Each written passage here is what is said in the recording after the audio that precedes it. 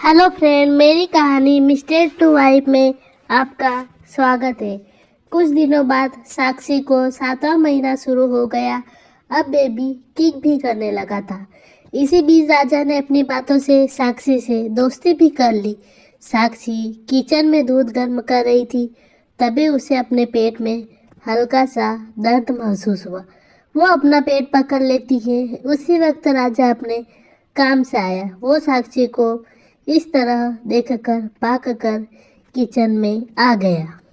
राजा, साक्षी जी, क्या हुआ? साक्षी, कुछ नहीं, वो पेट में हल्का सा दर्द हो रहा है। राजा, क्या? चलिए हॉस्पिटल, बेबी आने वाला है। साक्षी, अरे नहीं, 7 महीने में बेबी नहीं आएगा। वो प्रेगनेंसी में ऐसे छोटे मोटे दर्द होते ही हैं। राजा, अच्छा, मुझे क्या पता। फिर चलिए। साक्षी, इच्छा के लिए दूध? राजा, मैं गर्म कर रहा हूँ, आप बैठिए। साक्षी, मैं कर लूँगी। राजा, कहा न नहीं, एक बार में बात समझ नहीं आती। राजा साक्षी को सोफे पर बिठा दिया। अब यहाँ से हिलना नहीं। साक्षी तो राजा को देखती ही रह गई। उसके ऐसे हक जताने से साक्षी को थोड़ा अलग सा महसूस हुआ। उसे याद आया, माहिर भी उस पर हमेशा हक जताते रहता था। माहिर के हक जताने से साक्षी को प्यार था, पर राजा के हक जताने से साक्षी कुछ समझ नहीं पाई। साक्षी इच्छा को कहानी सुना रही थी।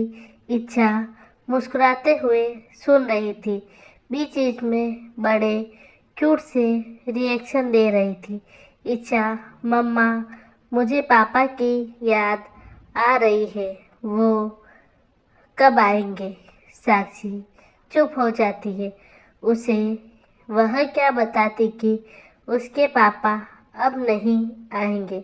साक्षी जल्दी से अपने झलकते हुए आंसू साफ करके साक्षी मुस्कुराते हुए, बेटा, पापा ने कहा था कि वो एक दूसरे मिशन पर है, तो जब वो पूरा हो जाएगा तो वो आ जाएंगे। पता है पापा क्या कह रहे थे? इच्छा, क्या? साक्षी, कह रहे थे कि मेरी इच्छा बहुत स्ट्रांग है। जब पापा नहीं होंगे तो इच्छा ही मम्मा को प्रोटेक्ट करेगी। इच्छा, पापा ने ऐसा कहा? मम्मा? साक्षी, हाँ। इच्छा, मम्मा, मैं किंग अंकल के साथ खेलने के लिए जाऊं? साक्षी, हाँ बेटा। साक्षी कमरे में जाकर रोने लगी। उसे माहिर की बहुत याद आ रही थी। तभी उसे अपने कंधे पर कुछ महसूस हुआ। वो पीछे मुड़ती है। पीछे राजा खड़ा था। राजा उसे खींचकर अपने गले लगा लेता है। साक्षी भी किसी का सहारा पाकर बिफर कर रो पड़ी। राजा उसके बालों को सहला रहा था। साक्षी के आंसुओं से राजा का सीना गीला हो चुका था। साक्षी के दोनों हाथ उसके सीने पर थे। साक्षी काफी देर तक रोती रहती है। राजा भी उसके गम निकाल देना चाहता था। साक्षी का रोना सिसकियों में बदल गया।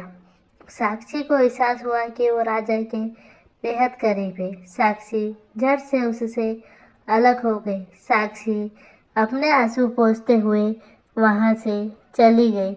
साक्षी राजा को नजरअंदाज करने लगी थी। राजा हमेशा उससे बात करने की कोशिश करता, लेकिन साक्षी कोई काम का बहाना कर देती। दिन बीतते जा रहे थे। राजा ने भी साक्षी को वक्त देना सही समझा। राजा हमेशा उसकी केयर करता था। साक्षी सब कुछ देखकर भी कुछ नहीं करती। राजा साक्षी से बेवजह बातें करता, साक्षी उसका जवाब नहीं देती।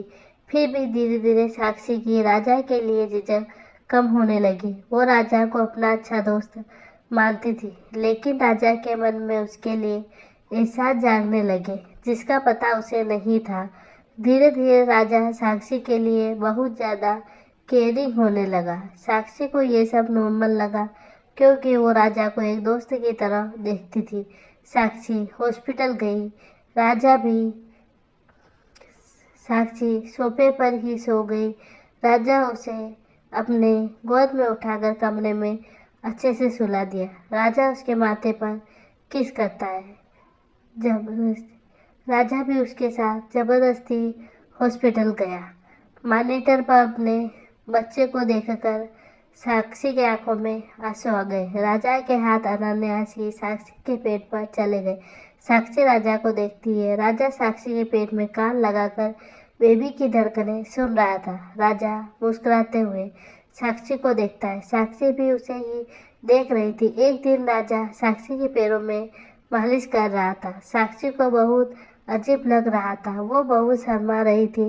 राजा उसे देखता है जो नजरें झुकाकर बैठी थी। राजा उसके बालों की लट को धीरे से उसके चेहरे से हटाया। साक्षी सोफे पर ही सो गई। राजा उसे अपनी गोद में उठाकर कमरे में अच्छी तरह से सुला दिया। राजा उसके माथे पर किस करता है। साक्षी की आँख खुली। माहिर प्यार से उसे देख रहा था। साक्षी के चेहरे पर एक प्यारी सी स्माइल आ गई। वो अपना हाथ माहिर की तरफ बढ़ाती है, लेकिन माहिर गायब हो जाता है। साक्षी की आंखों में नमी तैर गई। साक्षी रोते रोते राजा के गले लगकर ही सो गई थी, क्योंकि साक्षी को माहिर की याद आ रही थी। राजा सोई हुई साक्षी को देखता है। राजा अपने हाथ से उसके बालों को सहलाता है। आज के लिए इतना ही। धन्यवाद।